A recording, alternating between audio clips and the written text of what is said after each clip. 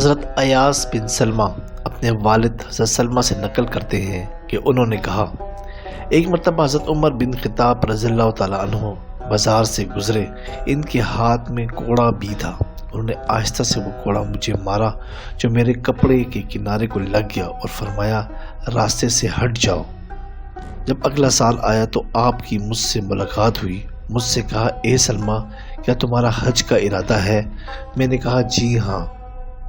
پھر حضرت عمر رضی اللہ عنہ نے میرا ہاتھ پکڑ کر اپنے گھر لے گئے اور مجھے 600 درہم دیے اور کہا، انہیں اپنے سفر حج میں کام میں لے آنا، اور یہ ہلکے سے کوڑے کے بدلے میں ہے جو میں نے تم کو مارا تھا۔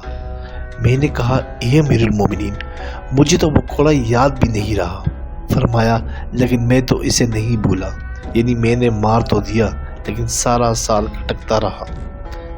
آج ہم کتنی آسانی سے دوسروں کے ساتھ زیادتی کر دیتے ہیں اور ہمیں یہ فکر ہی نہیں کہ اس کا ہمیں حساب بھی دینا ہوگا۔